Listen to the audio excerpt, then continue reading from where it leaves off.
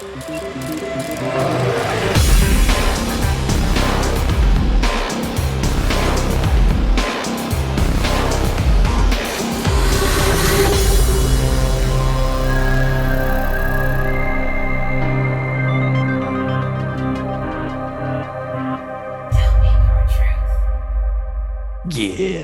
Yeah. No, so as we were talking about before we started recording, where would we be without the internet with troubleshooting, right? Oh my gosh. Um, Seriously. well, it's funny you bring that up because I recently I don't do you game at all? Only Stardew Valley, bro. What a nerd. It's funny because I built out an editing PC. It's like about $3,000. I, Right. I saved up for it. I'm not rich, but the first, all these gaming specs, and the first game that I play on it is Stardew Valley. So yes, Hey, you've got to start somewhere, right? I know. I've actually never personally played that. I know what that is. I think it's on the Nintendo DS, right? As well. I don't know about Or the D. Wii. I don't think so. I think it's on the Switch. Switch. That's what it is. It's one of those. Okay. Then yeah. Um, What is this? 2008? yeah. What is this? Well, that's the thing. There's like so many new devices, and people are like, "You don't have this?" I'm like, "No, dude, come on." But I recently rebought Cyberpunk because the Nice. launch for that 2 years ago was so butchered, right? And like I had to be one of those unfortunate many who had to refund the money because it killed my PS4 almost.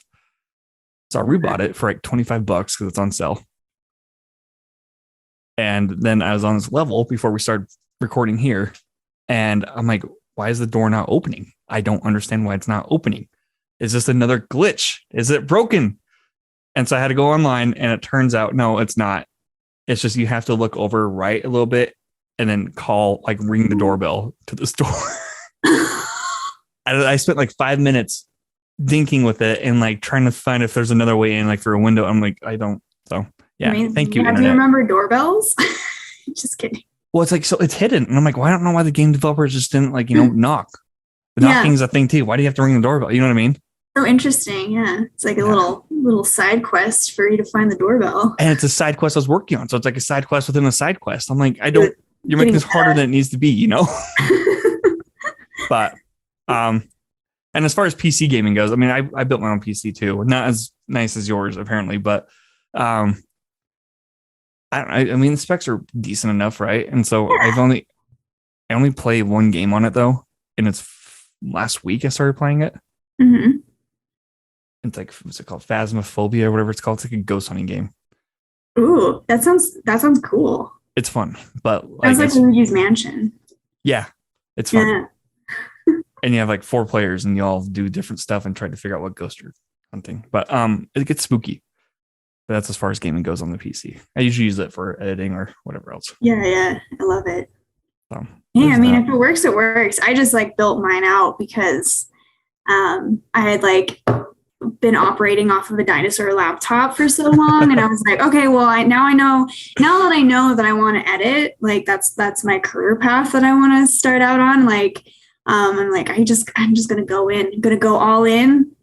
Got my uncle who's a software developer, or he's actually more in hardware, but that's kind of not really a thing anymore. It's more software now, but anyway, I got him to help me, and like it's just I am so spoiled. It's beautiful. Does it boot up just like that? Yeah, it's incredible. It's like so speedy. I like it renders. Oh my! I can't even articulate it. It's so amazing. Okay. So yeah, Well, it's interesting that you said you want to be editing, because like I did not know that, even though we've known each other for a while. I thought you were always into more writing in that sense. Well, I'm so flattered because I would love to be considered a writer as well. But I mean, I guess so. Let's just dive into it. I guess is that I am in both. Like that. I think that's what I would describe. I feel like I've done a lot of things in film and a lot of things in just like arts in general. But Right. As far as like career paths and like things that I'm actually into instead of just like a passing kind of hobby-ish, maybe you would say, editing and writing. I listened to Arthur Vienama's podcast episode with you. Big fan of the guy. Go Arthur. But he did mention something about like, oh, I guess I'm a professional writer now. And I didn't even think about that. He is like, he's killing it.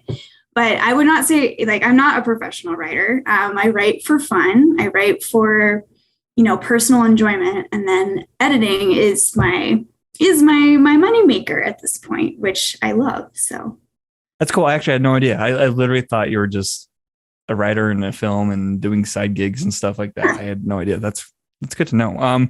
Yeah. Let's have you introduce yourself real quick, and then we can even go into backstory of like how we know each other if you want. But for sure. Yeah, I'd love that.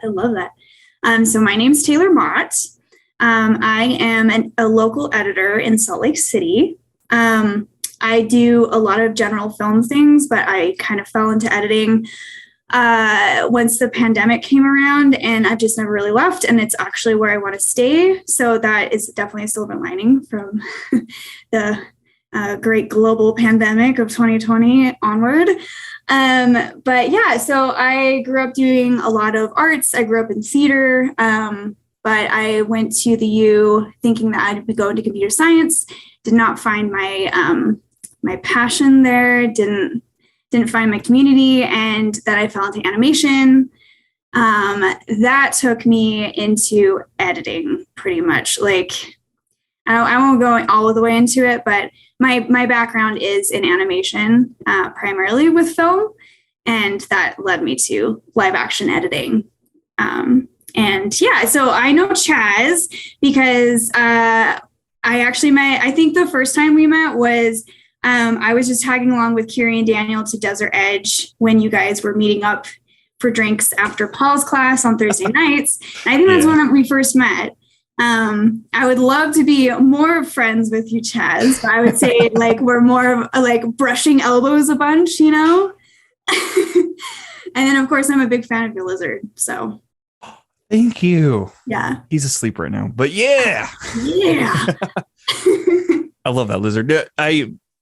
Is that how we met though? Was that Desert Edge? I think so. That's what I want to say because like I just heard a lot about you from mutual friends, and then when I started like hanging out because I wasn't even in screenwriting, I would just like come hang out with you guys after class, and I think that's how we met. And then like we're both really good friends with Alexis, and I think that kind of is another like firmer connection. And then the last time I remember seeing you in person is when we did Landon's film out in Tooele.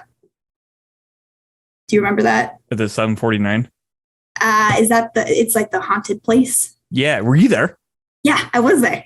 I don't remember that you were there. Yeah. Excuse me. I'm sorry. You can forget me. It's all right. It was like a 24-hour day for me. Yeah, it was long. It was long, but it was very fun. So. Oh yeah, no. I see. I would have thought that we met through Alexis and just worked on her films. I've totally forgot that you tag along at Desert Edge. It's cool you remember that. Well, I feel like I was like a little bit more shy back then and just kind of like sat back and like eat some nachos, because I didn't know you guys. I just knew Kiri and Daniel. So I was right. Oh, look at these cool people and I get to hang out with them. Well, it always felt like too, like all the film people, regardless of like what their background was, always knew of each other or like, yeah, eventually ran into each other's paths. I feel like, but I'm glad you're on here finally. Yeah, thanks for having me. Because when Jessica mentioned I should have you on, I was like, how the fuck has Taylor not been on? Because like I feel like we interact with each other's posts enough, I'm like, how have I skipped her when I've gone around everybody else around her? Yeah. So I'm glad that you're on. I'm so happy to be on. So thank you for having me. Yeah, and I think I even mentioned to Alexis, I'm like, I'm having Taylor on in a couple of weeks. And she's like, have you not had her on yet? I'm like, no, I have not. I feel like I feel like a bad person for not. I feel very famous that you just like assumed that you've already had me on, It's perfect. Yeah, well then she mentioned some other names. I'm like, how have I not had them on? I don't. Yeah. It's just wild, but those are in the works. Well, the great thing is that you have a bunch more episodes to record. That means so. Yeah, unless we all go to World War III. Anyway, so how did you find your pathway into animation? Like, has film as a whole been kind of your Like, because from the sounds of it, you went for computer science and you're like, nah, not for me. So like, was film always in the back of your mind or? Actually not really. So I feel very like kind of an asshole for saying this, but I never really had an interest in film, not really. And you know, whereas like I know a ton of people in our community that is like, I'm going to be a director, and when they're like 4, you know, they're like, you know, and so I think the first inkling I had any interest in it was actually the behind the scenes of iRobot with Will Smith. Really? Because so my sister is actually more of the film nut. And so we would watch, I think this is a common thing amongst film people, is that we would watch the Lord of the Rings behind the scenes documentaries religiously. Like it was like a weekly thing, and I would just like sit and watch with her. It was mainly her thing, but I would sit and watch with her. Right. And then, but we were doing that with other movies, and the movie iRobot, I was like, Amber, it would be really fun to make a movie, and Amber was like, no shit, Sherlock. Like, of course it would be. Anyway, so that's kind of like the very beginning seeds of it, I guess. I went to college thinking that I would like go into some sort of STEM, even though like I was super arts heavy growing up, like with theater, with music. And I took an intro to animation course, and I loved it. It's like a combination of all the arts. That's primarily why I loved it. As well as like, I think any kid growing up like loves animation to an extent, you know? So, yeah, I got really into that, and then, kind of stumbled through the degree. There weren't, I think I was the first graduating class of an animation degree at the U. So there weren't like a ton of opportunities that my psycho brain was, because like I'm pretty much a busybody. I just wasn't finding the opportunities that I wanted. So I started making them for myself. And then also because of that, I feel like I was pushed more and more and more into live action, because there were more things happening at the U concerning live action. So got pushed into that. And then when I graduated college in 2019, I was just kind of ready for anything and just wanting, like, you know, my eyes were bright and my knickers were young. And I just like wanted to take any sort of jobs because I was just freelancing at the time. And I got thrown into production coordinating on this Disney music video because all the other like production coordinators in the Valley were super busy and they wanted somebody local. So I got thrown into this. It was just like a 2-day, pretty small shoot, but it was incredibly stressful. I cried on the way home. It was the first time I've ever been yelled at on set, etc. Everybody has those stories, but but because of that, I think I got like a really great appreciation for the producing side of it, as well as I was recommended to my next coordinating job, which was Agua Donkeys by Funny or Die, that was shot in Utah. And that was a total blast. It was what my line producer would call a teaching hospital from Grey's Anatomy, if you've ever watched that. It's basically like we're all doing our jobs, but we're like needing, I don't understand the analogy, actually. I'm not even going to explain it. I'm not even going to try. But it was a really hard experience, but I learned a lot. And then because of that, I was sought on a job, another Funny or Die set, except this time in LA, which was exciting. Ooh. So I did pre-production, production, and and just wrap, not post-production. I did pre-production, production, and wrap in LA for 3 months, going from end of 2019 into 2020. You were in LA for 3 months. I was in LA for 3 months. I lived in LA for 3 months, and I was like, this is it. I'm going to do it. I'm going to move to LA. I have my first big job. And like, I was so excited. And it was a crazy experience. It was really fun. It was really, really hard because we were shooting, how many pages? We were shooting,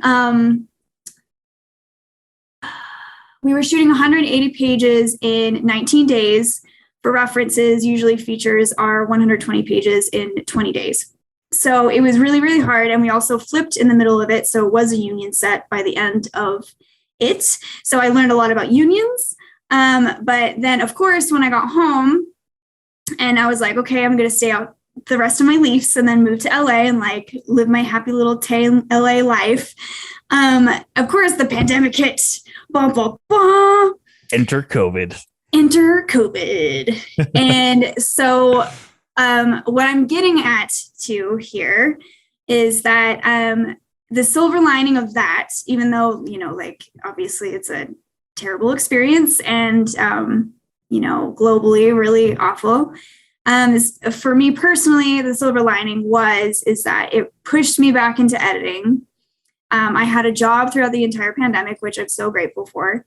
But it really allowed me to like sit and actually figure out what I want to do. And I really fell in love with editing, and that's where I'm at now. So in a very roundabout way, that's where I'm at now. And I love it. I think it's so much fun. And I do documentary, like basically mini docs at Twig for primarily nonprofit clients. So it's very fulfilling work. It's very fun. By being a mini doc editor, I feel like it's just really made me more empathetic, more succinct in my language, and ultimately a better writer. So there you have it. All right. So that brings up 3 questions. Okay. Number 1, if and when, it's a huge if at this point, I feel like, the pandemic ceases to exist. Mm-hmm. Are you going back to LA? You read my mind.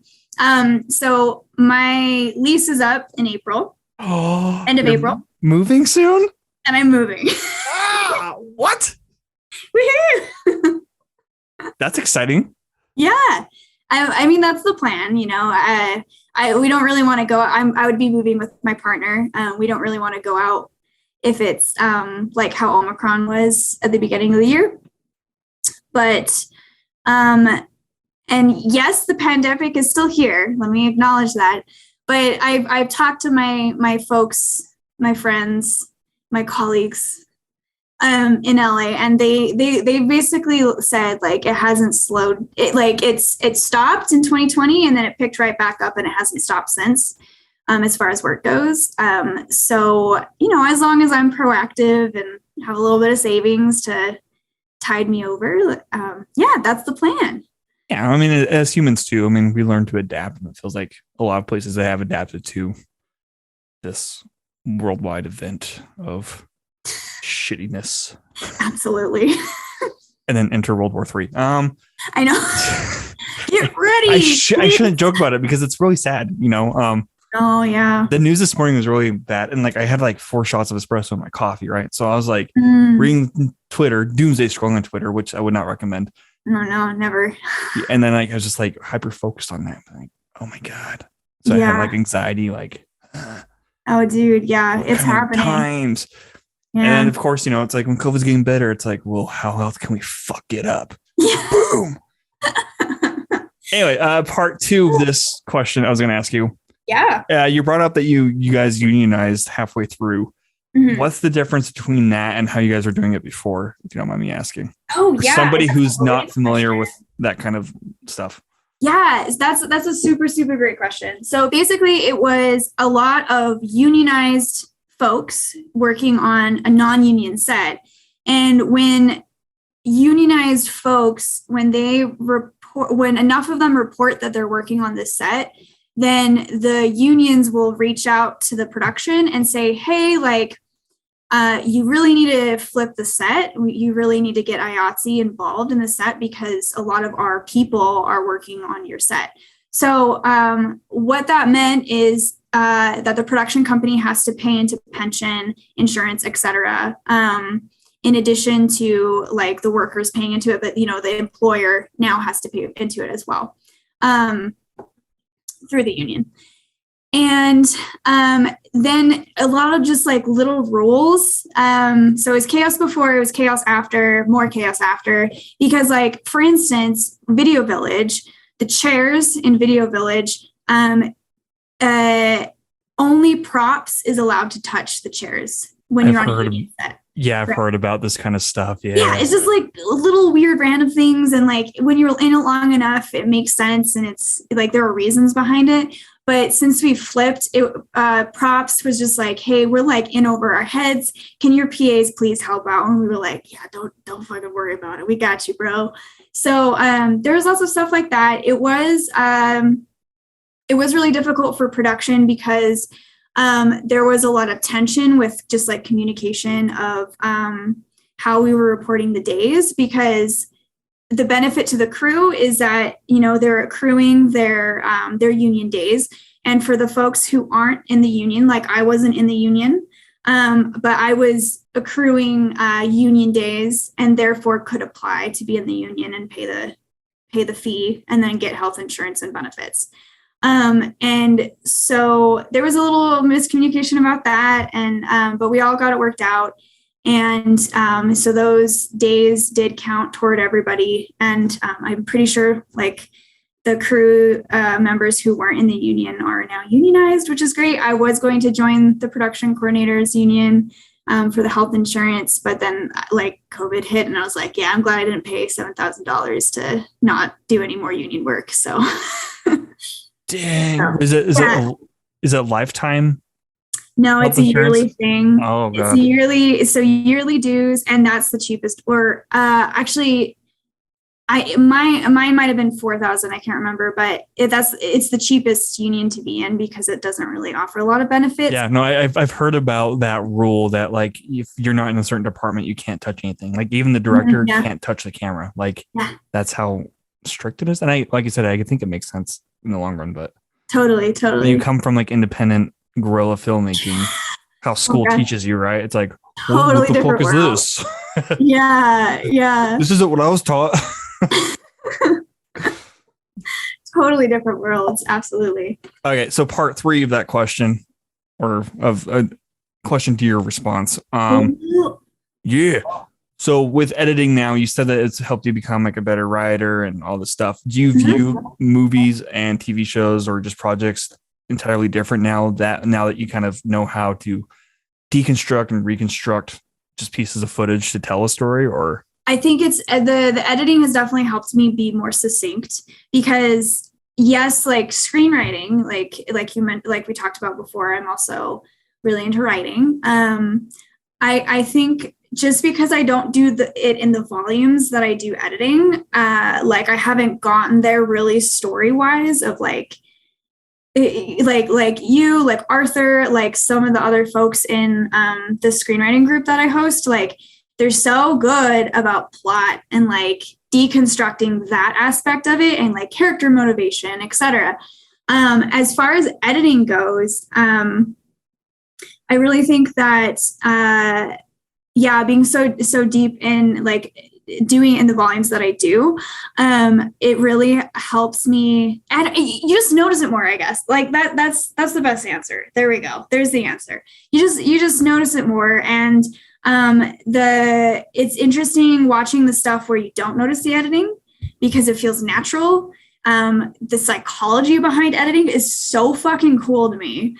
Just like it's basically just association, what your brain associates with what, and keeping your brain engaged and like aware of what's happening in the scene.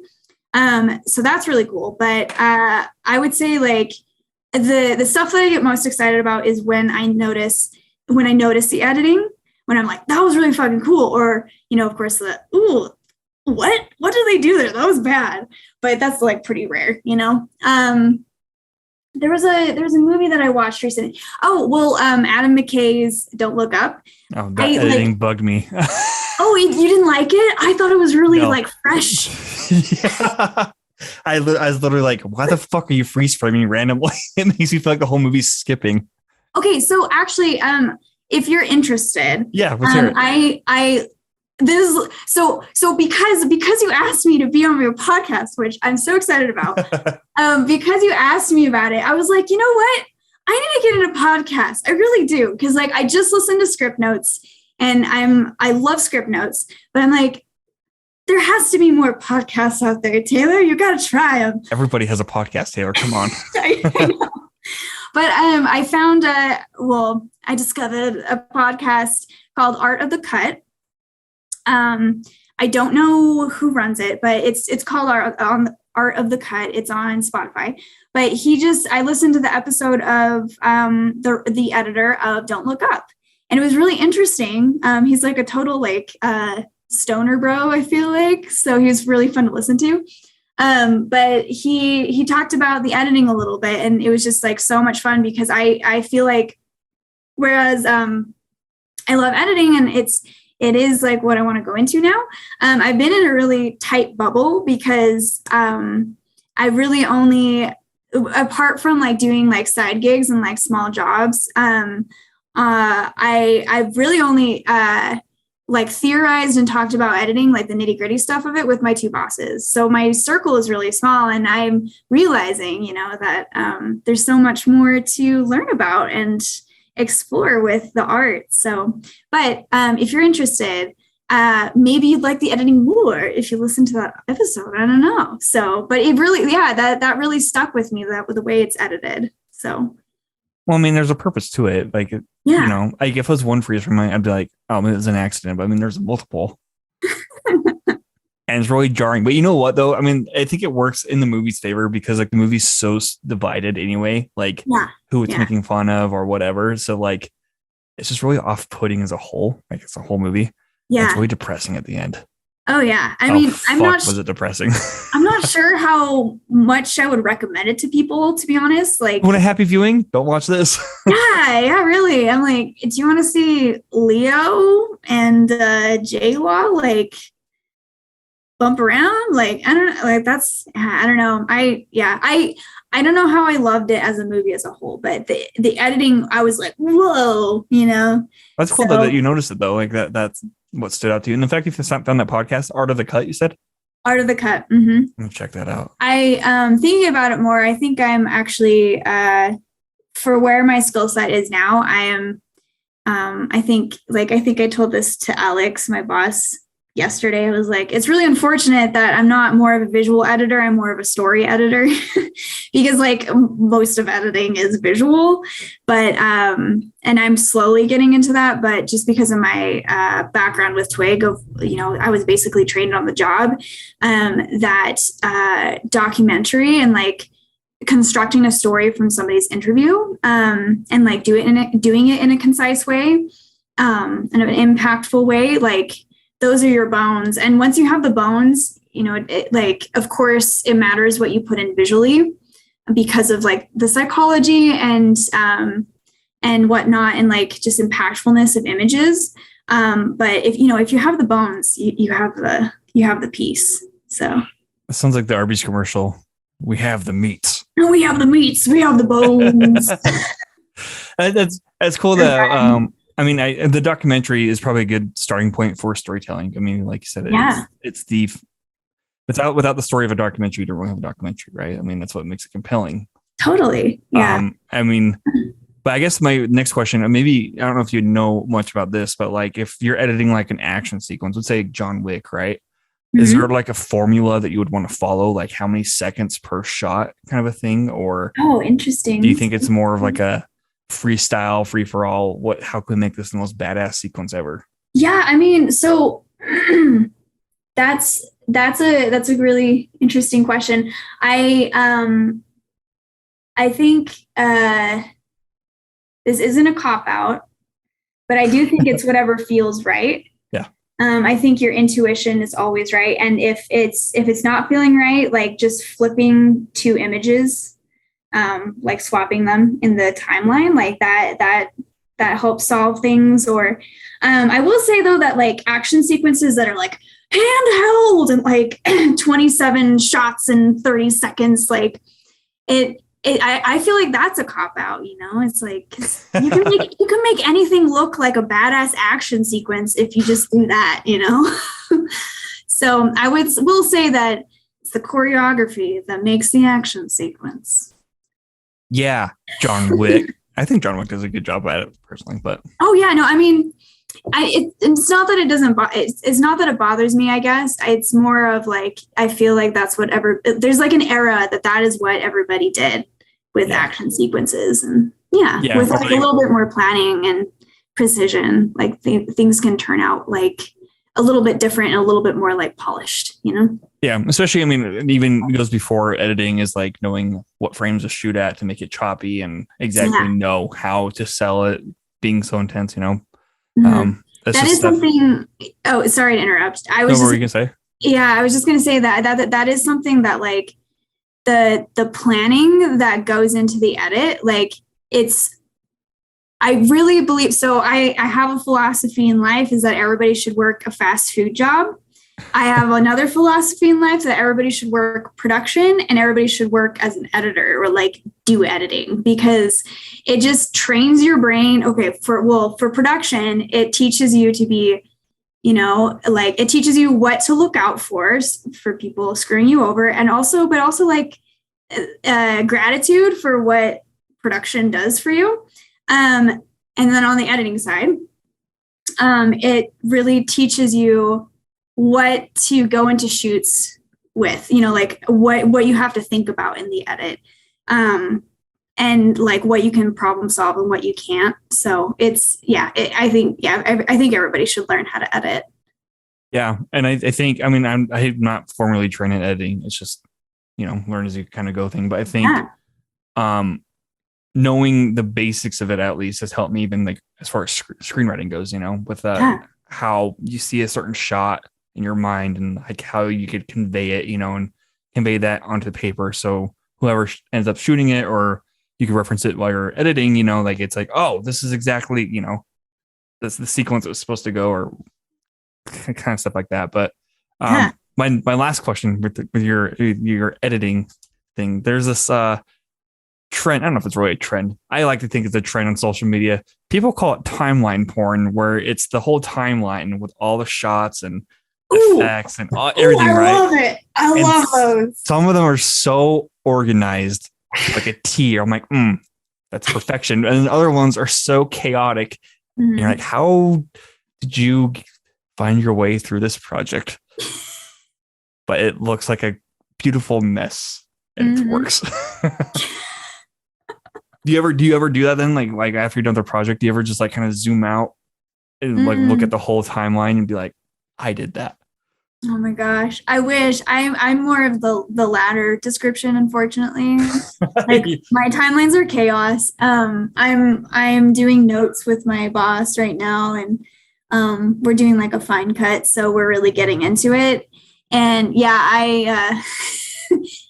I had to, before we went into the editing session, like we did one session of notes, and then I was like, you know what?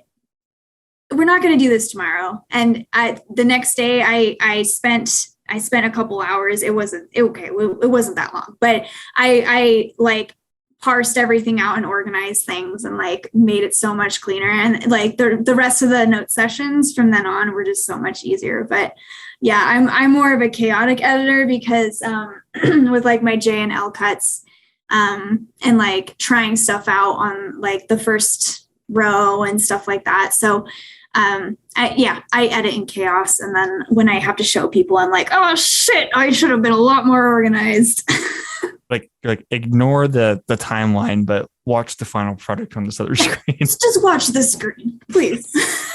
I mean, it's kind of like Photoshop, you know, how there's a lot of Photoshoppers and photographers who know how to organize Photoshop in a very beautiful, delicate way. Yeah. I'm unfortunately not that. Mine's everywhere too. And it's like, they name all their stuff. I don't, you know, I'm like, layer 1, layer 2. And I'm like, which fucking layer was it? Like just turning off the eyeball or whatever. And it's the same thing with like, Premiere. You can color code stuff. So you know exactly, oh, is this a sound effect or is this like an actual audio that we captured? Right. Uh-huh. I don't do that. I'm very much like the same line as you. It's everywhere. And if it works, it works. And I don't know, it's fun. Totally. And like, I am chaotic, but I'm not there yet, but I You am gotta train yourself. in the habit. Yes, I'm training myself to label things because I do motion graphics as well with my job, like full animated pieces, and which is great because I get to use my animation degree.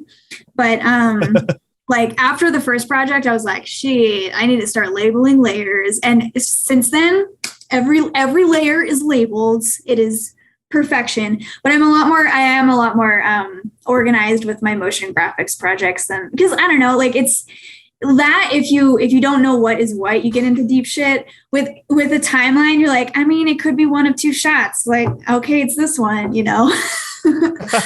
So yeah, I never thought about that with motion graphics. That's one area that I do lack in, and I'm not afraid to admit that, because that's. Yeah, I mean, if you're feeling more inclined towards editing and like audio editing, like, you know, you don't have to know how to do everything. So just need a little bit of knowledge so you can have somebody else do it. There you go. Yep. There you go.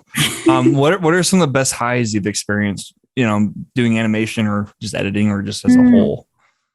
I guess like maybe talking about screenwriting a little bit. At the meeting this week, I read my first, I'd say like act and a half, so 60 pages of a feature that I'm just like really stoked on, and I was pretty nervous. Oh my gosh, I was pretty nervous because like it's a comedy, and you know there's no worse feeling of bringing a comedy to table read and nobody fucking laughs.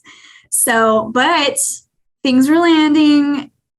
People were laughing at the end of it when we were like going over it. I mentioned something about it being a first draft because it's like fully raw. Like I like did a minor grammar pass, and somebody said, "This doesn't read like a first draft," and I was like, "Thank you." That was just like a total high. Like I felt so good after that meeting. So does that not make you feel nervous though? Not like hearing that? Oh, it puts the pressure on. That's for sure. Because you're like, how can this get any better? Yeah, your later drafts have to be. It's like, oh, my second draft has to surpass this, or it's going to be worse than this. You know what I mean? Yeah, the bar is too high now. Like now the pressure's on. Yeah, I think that's cool. I know you do the writing group, and I've only appeared to make maybe 2 or 3 over the course of the pandemic.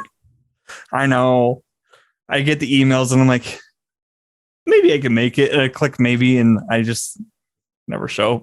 I mean, it's super low pressure. Come when you come, you know. It's so much fun though. Like we have such a great group. And to any of Chez's listeners, if you're interested in a writing group, contact me somehow. Yeah, contact her. Contact me. Well, and of the ones I've been to, I mean, they've been fun. I think, you know, writing groups are always hit or miss for me personally, but like yours has always been one I'm like, oh, thank you. I'm not going to ask her to remove me from this because at one point I would like to join in randomly. And people are like, who the fuck is that? Yeah. And being like, I'm always on the email list and I never show up. Well, I will say that it's a lot because you were coming like virtually. Yeah. And it is a lot more fun in person. I mean, I think anything is, but with it's just it's a blast in person. And there's people are bringing some really great scripts. So yeah, come on over whenever you want. Maybe. Going back to my question though, so if that's one of the best highs, what are some lowest lows that you've kind of gone into? Like if you had like face this doubt and misery of being how did I phrase on Instagram earlier today? A dying artist. Oh yeah. I'm a dying artist, and that let me cry. Do you ever go through those phases at all, or? Yeah, and I think everybody does, and it's part of the process, right? And I think that Parker Gibbons, shout out to Parker Gibbons, once showed me, like a long time ago, showed me a video that was like, I'll try to distill it. It's basically like your taste will always outrun your skill set and your artistic endeavors. So like you're going to always think that your own stuff is kind of bad because your taste is ahead of it. So, and like sometimes it plateaus and it matches up, but then your taste gets better. And then you're in that whole like upward momentum to try to reach your taste again. So that's kind of what I try to remind myself. But I mean, like imposter syndrome is real. Like film is a very bro-y place. It's a very like surface level face. And I'm very much not like, I don't know, I try to gravitate towards genuine people and like, but also, you know, like if I feel like I'm not doing enough, you know, it hurts a little bit because I want to be doing my best.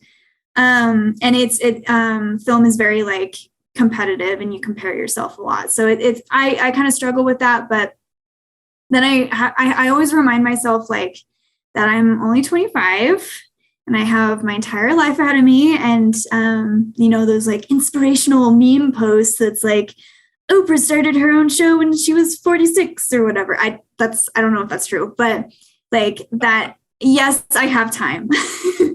Like, I think the rest of the world makes you feel like you don't have time to like hone your craft and just like enjoy the process of learning how to be better and like just enjoy your art.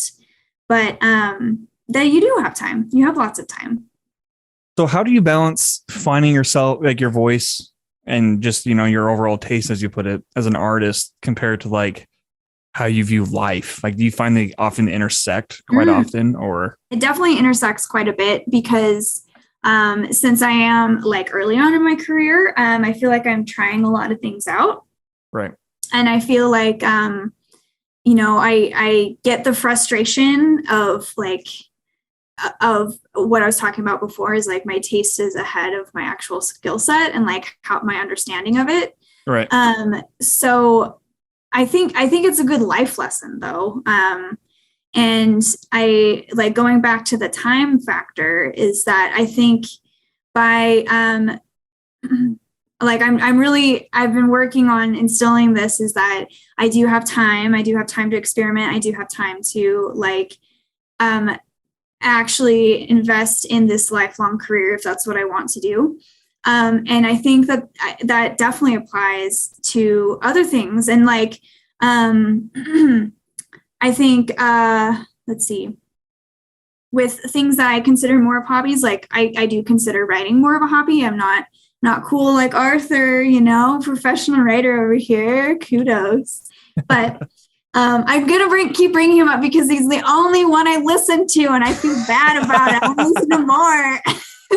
Yeah, I'm pretty sure some have never listened to it, so I love it. But as I was saying, is that like I can take that time with my hobbies. I can explore them more. I can do them because they bring me joy, not necessarily because of like Instagram clout or whatever, you know. And I think that's something that I've been trying to learn for a while, and I think it's finally setting in that like I can just do shit because I enjoy it, not because I have to share it with the world. And it's very freeing because I think social media is very toxic in that way. So yeah, I mean, kind of like how you said, it feels like we have only a certain amount of time to make our goals, right? Mm-hmm. And I think social media, as much as we hate to admit it, because it's great for networking and for, you know, for job opportunities and all that, or can be, I should say. It oftentimes makes it feel like all eyes are still on you, even though even if you're not posting, it still feels like all eyes are on you. And wait, I'm not talking about Mark Zuckerberg because we all know that he's watching us, you know, everywhere we go and selling it to fucking who knows. But what a time to be alive. The best era of modern intelligence. Oh my God. But I do get that, you know, where it feels like we have to live up to the expectations of those that we might perceive or who might perceive us on social media, you know? Absolutely. Yeah. And the bottom line too is I feel like social media has enabled this idea that our opinions matter. Ah, When on the surface, yeah, I mean, everybody's opinion matters. We all want to say that, right? When you get to the core of it, and when you have nothing to really say to like a certain argument or to a certain view or whatever, right? Nobody fucking cares what your opinion is. yeah. You And can go to like, a store and say, like, if you go into a store and you just start verbatim saying your own statuses or your own thoughts, like my Twitter feed, if I read my Twitter feed at like the grocery store, all these people be like, dude, nobody fucking cares. yeah, they lock you up in an instant. They're like, this Exactly. man's crazy. Exactly. And so I think it's enabled this weird thing where we think that our opinions matter, or we think people will care or will judge harshly on our craft. But the key is the fact that we're still making stuff, right? Yeah, And absolutely. my friend Deuce often says it's a miracle that films always get made. True. Or even paintings get finished. It could be applied to anything. It's a miracle that there's art as a whole because of the whole process to get to the end result.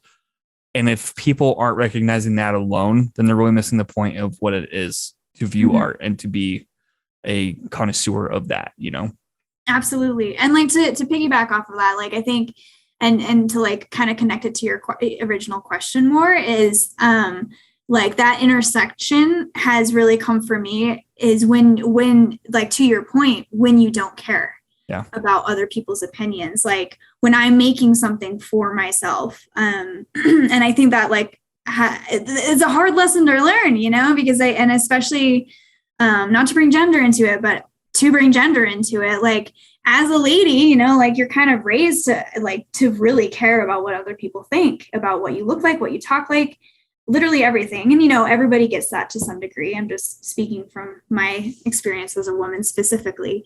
And I think like when I've started learning to let go of everybody's opinion and only like really only pay attention to those who I know are having an opinion for my best interest and like that our tastes align, etc. That is also around the same time where I was like, I also like don't really care what people's opinions are of me. Of course, like I want to continue to be a good person, but I'm not going to be like bent up about what others think about me anymore. As long as I'm acting in good faith and like learning from my mistakes, Yeah. And I think, I don't know, I often find a lot of our best works is when we get in this flow, this creative flow, like if you're editing, like how you just get kind of lose track of time and you're just so into it, that's oftentimes some of our best works. I feel like when we're not writing for a certain audience and we're just writing for ourselves. And there's been quotes that have said that too, to an extent, like we are our own audience essentially.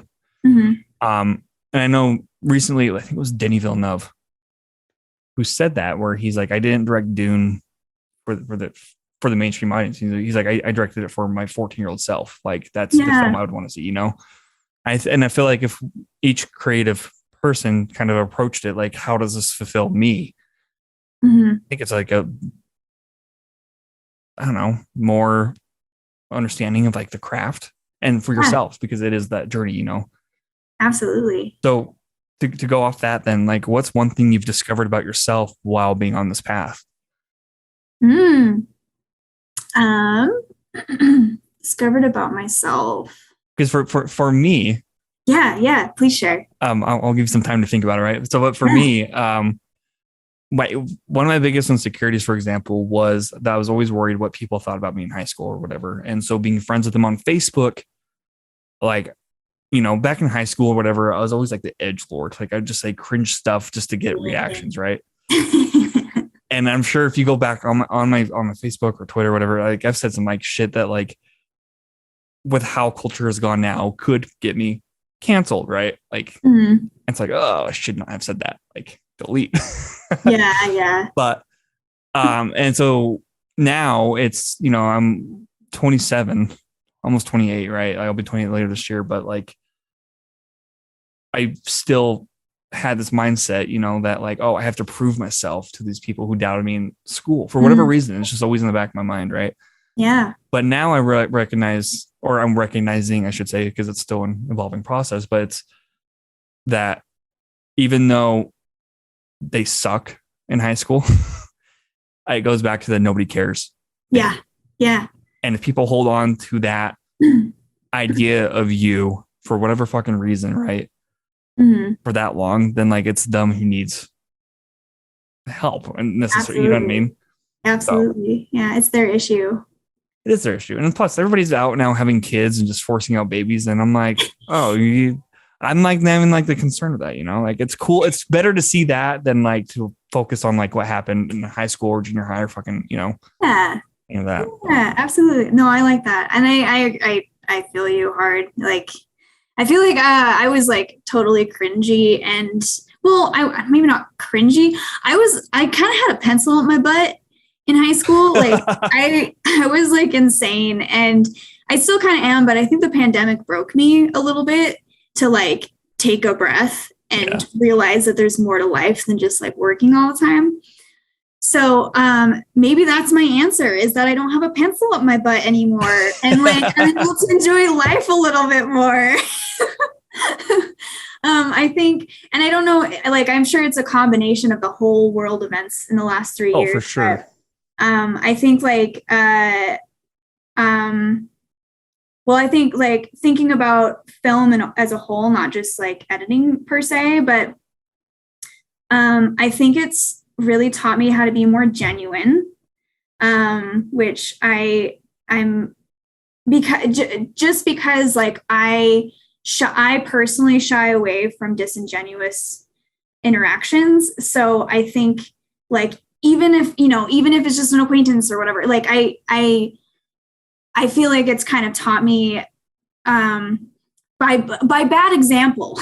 It's taught me how to like actually listen to people and actually like care about what other people are doing. And still a learning process. I'm not saying I'm a freaking angel or whatever, but I think that's honestly the main thing. As well as what did I say earlier?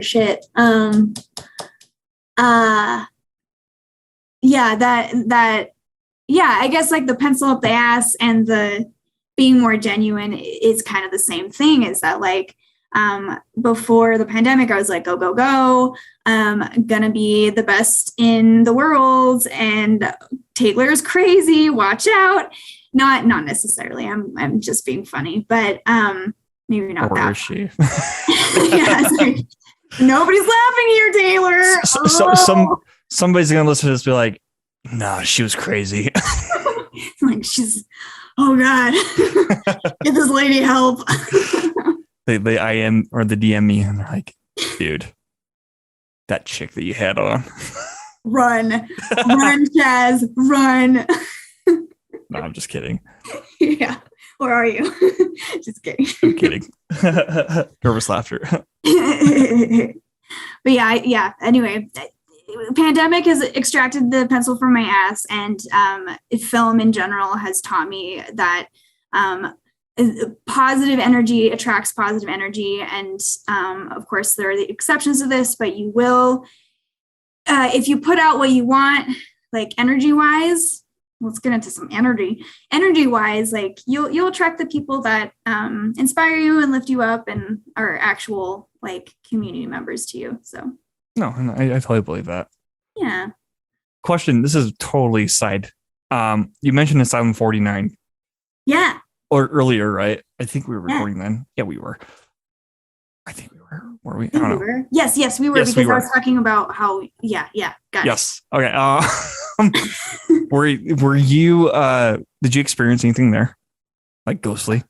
Oh, ghostly? Nah, dude. No. Maybe this is maybe I shouldn't put this out into the universe, but I really want to experience something spiritual. I've never experienced anything like not religiously, not ghostly, mostly not like I want to experience something. Did you? Yeah. Oh my God. What did you experience? So when we were all setting up, because I was the BTS photographer, so I had a little bit more freedom of not having to go places on time, I just like, oh, hey, I'm here. Photo time. But I remember because I was talking on the phone with a friend and I heard footsteps run up behind me. Like I was being charged at almost. Ooh. Yeah. And so I turned around, I'm like, who the fuck's running up behind me? Maybe they're late to set or whatever. And there was nobody there. And like it would just stop. And then I remember in between takes and stuff, the workers would, be like, who wants to, get a tour? Like the actual employees at this haunted house.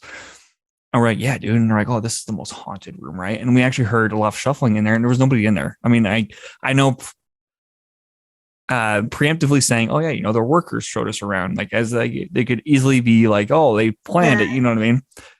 But it definitely was not that. Like, I mean, like it was like really spooky. Like the hairs on my arm stood up, and like I was like, what the fuck? But then there's one room that I will never forget. And I don't know exactly how this happened, but like I think 5 other people with me, 4 other people maybe. Yeah. I don't remember who they were. They could attest to this, right? It was all me, actually. It was 5 other Taylors. But the guy said that, the ghost likes to treat the human like a pinnacle, essentially. Is that the word I'm looking for? Yeah, I'll just say yeah. Or, it's going back or a certain way or whatever, like the person stands in the middle of the room, and like if they lean a certain way, it's a yes. If they lean a certain way, it's a no. It's the ghost pushing on them, supposedly, right? Oh, okay. Yeah. Yeah. But I remember standing behind the person that was, the subject, and like, they were totally like, I don't buy into this, whatever. And like they'd close their eyes and like would ask questions and whatever. But I kid you not, Taylor, there was a handprint that formed around the guy's shirt, pushing him forward. I fucking kid you not. What? Yes. What? Yes. And like 2 other people saw that, and we were all like, did somebody catch that? And nobody caught it. Of course, nobody caught it, right? But like it was like a perfect shape of a hand on the guy's shirt, like pushing him forward. Oh no. How do you explain that? I don't know. It was, oh my God. Yeah, no, I don't know. I'm okay. Maybe I'm good without a spiritual experience, Well, and like, I get paranoid too, after going like haunted locations. Cause like my 3 fears, okay, in my ghostly experiences or whatever is if I see a ghost kid, that's a fuck no. Like they're going to get kicked, right? Yeah. Like whenever I see ghost kids run towards somebody in a movie, I'm like, dude, I'd fucking kick. I'll start kicking. I don't care if it's a real kid or not. I'm kicking. Okay, there's actually 4 things. Second thing is contortionism. I think that's not normal, and that's just creepy. And so if I see that in any form, it's gross. But third thing is if a old person crawls toward you, that's a no too. I hate crawling with a passion. Ooh, no. Yeah. And the 4th thing is what I was paranoid of when I was going home was, and I've experienced the sensation too, even after like watching a horror movie, like in Hereditary, for example, when I saw it in the theater. Have you seen that, by the way? I was forced to, because the theater was entirely full, and I love horror movies. That movie fucking broke me because I sat in the very front center, almost had a panic attack at the end. It broke me. I can't watch scary movies anymore. I used to love them. Well, I mean, because it's a dark fucking movie, right? Yeah. And I didn't know what to expect going into it. I'm just like, oh, it's filmed in Utah. There's a lot of local people, that worked on it. And there's like some local actors I know that were extras. So cool. I'll support it. I walked out, and the sensation I felt was like something was following me, right? And so I got in my car, and like the fear is looking in the rearview mirror and just seeing a silhouette sitting there in the back seat. And I had that same feeling when I left the asylum, right? And I didn't leave till like 3:00 in the morning, and I was like, dude, if I don't leave now, I'm gonna fall asleep because it's like a 24-hour day, like I said. But yeah, I remember you left early. Yeah, and driving home because like it's in buttfuck Tooele, so like there's that long stretch of like just darkness. Oh my gosh! And I just kept thinking like there's gonna be somebody running out in front of the car, like it's just whatever creepiness experience I had in that place did affect my drive home. Like, it's like everywhere looking, and I smudged when I got home to be safe. But yeah. Yeah, good call. I'm a firm believer in smudging. Yeah, when you have like a really shitty, like bad luck week, smudge the shit out of your apartment. Yeah. Well, and like even I remember my other creepy experience with the movie is The Conjuring. I saw it with my sister, my dad, and my stepmom, and we were driving home. And at the end of that movie, there's a lot of dead birds. Like they all just fly into a window, right? We're driving home, and I kid you not, this dead bird out of nowhere hits the car, just falls from the sky out of nowhere, hits the car and bounces off. And like we had to like do a U-turn, be like, was that a fucking bird? So we looked at it, and then at the time we're like, okay, that's fucking weird, whatever. And then when we got to his place, I mean, like we heard a lot of weird shit, like upstairs, right? And like me and my sister both heard a little girl's voice, like upstairs in the What the bird. hell? Yeah. So after hearing that, you know, we of course were like, yeah, we're smudging. And then we realized, oh my God, was this from the fucking movie? Like, did something, you know, follow us from that movie? Like, yeah. Huh. Yeah. Oh, All the naysayers can say whatever the fuck they want. All I know is that shit fucking happened. And yeah, enough to give me goosebumps. I mean, God, I don't like, I haven't experienced anything, period, but I believe it all. I believe it all. You know, there are things that we can't explain, and like specters are one of them, you know? Yeah. Yeah. I think Asylum 49 got a bad reputation because of Ghost Hunters or Ghost Adventures. Have you seen that show? I don't know. That's like the very isolated experience I've had with it, which is unfortunate because I thought that was a really like I didn't experience anything like you did, and I'm not like discrediting what you experienced, but like the workers just seemed so campy, and like, you know, they set it up to be pretty campy, right? Until you get to like the last two rooms, and it's like, okay, something, it definitely, okay, I didn't experience anything, but it didn't feel right, you know, like it didn't feel right. Right. And the one room is like the very last room at the end of the hall. Are we talking about the same room? Yeah, we are on the left side. Yeah, that's the exact room that we both, like, we heard a coin fall or something. It was weird. Like nobody was in there. Like all the workers were by us, and like it felt like what the fuck are you doing here, right? And I remember in between takes we would purposely go down there with no lights. Like some of the actors, you know, when they were, you know, in the shot or whatever, we're just like, okay, we'll be back in like 20 minutes. You know, let's take their break. And we're just down there taking photos, you know, just having fun. But then like we just walk down there with no lights at whatsoever. And like it literally felt like you could see silhouettes just like staying. It was creepy. It's a girl. And like I was there like 3 times too, because like we had to scout the location and all the shit, right? And like, yeah, it was spooky to say the least. But spooky spectacular. I wonder if I have you in the BTS photos. I feel like I do. Yes, because, well, somebody took a picture of me holding a camera and petting cats. So, I think that might have been you. So that was me. I remember those cats. That's cool. Yeah, dude. Yeah, that was fun. That was before COVID. Fun times before COVID. Okay, we can start wrapping this up a little bit. What are your biggest fears of pursuing this? Like, as a whole, being creative as a whole?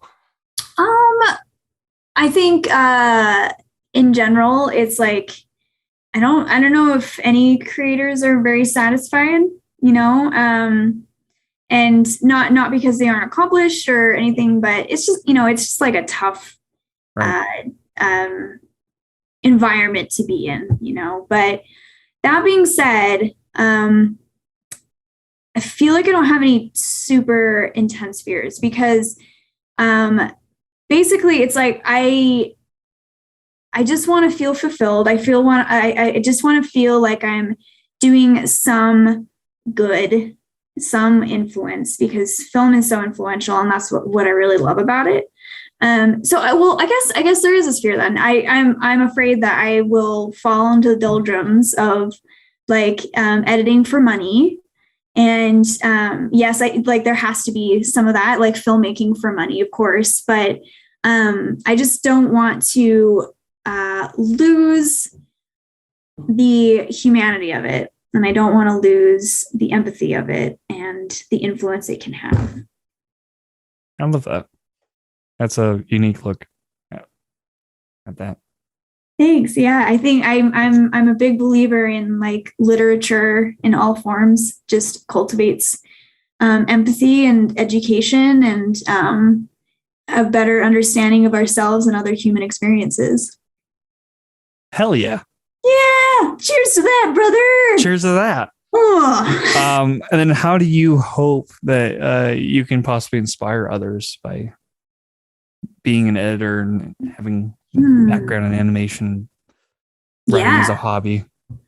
I would say, like, as far as inspiration, it's so satisfying. Drawing on my experience from Twig, it's so satisfying seeing or hearing about from the clients the influence that our videos have on either their audiences or excuse me, on education purposes, or like one of my first really like bigger projects with Twig that they trusted me with is that I did a couple films for the Equality Utah Gala. I guess it's a yearly fundraiser, and it was an auditorium. This was just before COVID. It was 2019, fall of 2019, and we got tickets and we were sitting in the auditorium, and Equality Utah is the #1 LGBTQ plus rights advocacy in Utah, like advocating for legislature and like fairness and equality for all. And so very poignant messaging throughout the evening, of course, but our films played and the audience just had this incredible reaction, and I was so emotional. Like, it was talk about highs. Oh my God.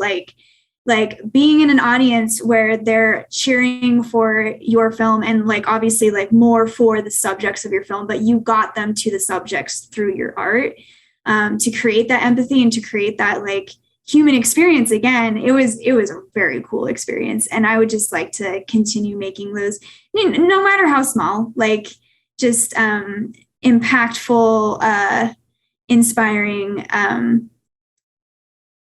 impactful and inspiring windows into other people's lives and other people's influence.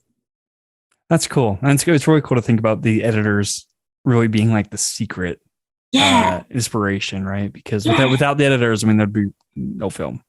Yeah, totally. And it's especially true for like documentary filmmaking, because documentary filmmaking is a type of screenwriting. Right. And so it is like, I felt very warm the other day because I was doing a side gig with Slam Dance, and the guy that hired me said, like, I just want to let you know that I think editors are really underappreciated, and I really appreciate you. And I was like, oh my God, thank you. Like, but I think it's especially true in documentary filmmaking. It's like, because the editor with the director, of course, but like they really craft the story and they craft the bones of it. Got to have them bones, And it's only the director that gets most of the credit. I know. Damn academies. Fuck them. Wasn't the editor being one of the things being cut from TV time for the awards this year? Oh, wait. Oh, is it? I'm going to throw some hands if it is. Should we find out right now live? Yeah, it's live. The people need to know. Categories being cut, Academy. That's kind of ironic. It's not being cut, but it's Oh, they're not showing it online. Is that what it is? Like, they still are giving the awards, but they're not showing it? Yeah. I think that was last year, actually, wasn't it? So they're getting rid of documentary, short subject, film editing, makeup and hairstyling, music, which fucking blows my mind. Like, what? Excuse me. Production design, short film animated, short film live action, and sound. Okay, there's no point. There's no point. It's just the common folk now. Like, I mean, those are all, I mean, they're all so integral to the process, right? Yeah. Well, I mean, that brings up a really good question is like, are they, I say jokingly common folk. I just like non-filmmakers, like just the audience. Are they just catering towards the audience now? I don't know. It's not like a celebration for filmmakers anymore. I mean, maybe it never was, but no. And I mean, it's always been politicized too, to an extent, where like if you follow a lot of industry people, like on Twitter or whatever, a lot of them kind of shit on the awards, and it's possibly because some of it might be bitter because they've never been selected or whatever. But a lot of it, I think, is just because it literally puts this distinct line of like, if you're not an Academy Award winner, you can't be taken serious, which is false. And similar to like the Razzies, right? Where if you get made if you win an award for like the worst film of the year, like, I mean, that's so demeaning to you as a creative, right? And Honestly, like, I think that's my goal now. yeah, now right. We're talking about that. Like, I want to get in that category. That seems like more like the fun category. Well, and what's his name? He did Upgrade. Lee Wannell. I think it's Lee Wannell. I'm probably saying his name wrong, but he's a director, for Upgrade and Invisible Man, the new one, and the writer for Saw. But he tweeted saying that there should be an award show where it's just, it was more joking, but it's just like where filmmakers literally just hug each other for accomplishing their work, because I think that's great. It goes back to what Deuce said, it's a miracle that things even get made. And I posted that on my Facebook, and somebody's like, "Oh yeah, because this is just an everybody award." I'm like, seriously? Like, might as well hand out participation award. Like, no, I mean, it's so much different than that. It's so much more different, because a participation award would be like, oh, you did a 2-day shoot and then you never made the movie, but good job. You did a part of it. This is for stuff that, for like, finished products, even if it's not the greatest or whatever, at least you still finished it. Same thing with writing. At least you finished the writing, Seriously, you learn so much every single project you do. And like, you'll eventually get to your taste, but you learn how to do it. I mean, I'm preaching it to the choir, but you learn so much with every single project. And I think to put the pressure back on, it's not worth it. You just got to make it to appease yourself and appease your own taste. And I think that's worth something. Fuck yeah, it is. Okay. One more question. There might be actually a two-parter, because I might want to ask you one more after this, but what is one piece of advice that has stuck to you throughout the years, and how do you apply it? And this could be to your craft. It could just be like as a life lesson, fucking however you want to apply it to this podcast. The piece of advice that has stuck with me is, and it's not necessarily like advice that's been said to me, but more like things that I've learned, is that make things with friends. I think if you're a friend to broadly, if you're a friend to everybody, like being nice and like being a capable human, that will get you work. One, because everybody's trainable to some extent. And then two, like on that same note, is like make things with friends, like understand who you work well with, and like I mean, it's get back. I like filmmaking can get so like soul sucking, because if you're doing it for corporate work, like, ouch, it's very soul sucking, but just remember why you're doing it, and like make little things with friends, and just like, I don't know, enjoy it. Right.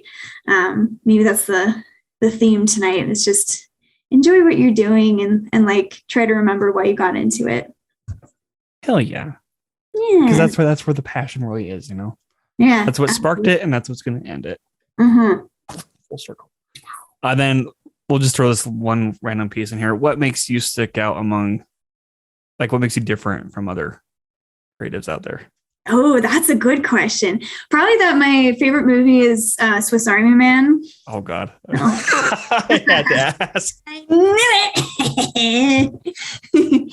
Well, okay, seriously, though, have you seen the trailer for the new Daniels movie? Everything Everywhere All at Once. Oh, yeah. It looks so good. Here's the thing. I'm like, this movie looks good. And I saw it from the people who did Swiss Army Man. And I'm like, oh. No, it's so good. Oh my gosh. The cinematography, and then like just it doesn't take, okay, this is it, Chaz. This is it. Let's hear it. I don't feel like I take myself very seriously, and I think that that's very rare in this industry, full of ego. And like, I'm not saying that I'm devoid of ego, because I definitely have one, but I don't know, I just, again, coming back to the fun, like, gotta have fun with it, and like treat it, yeah. Like I feel like I don't take myself very seriously, and like I want to make good work. Don't get me wrong, but But you're I mean, enjoying yourself. my favorite movie is Swiss Army Man. So how serious can I be?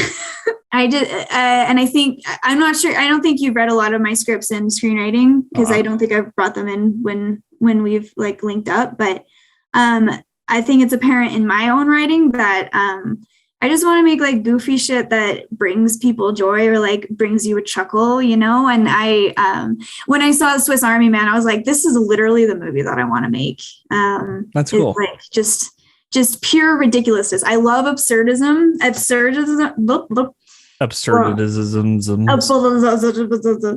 Absurdism in film, I feel like, is a really undertapped source because it's really hard to do right. But like, yes. I mean, we have like absurdist paintings and like, maybe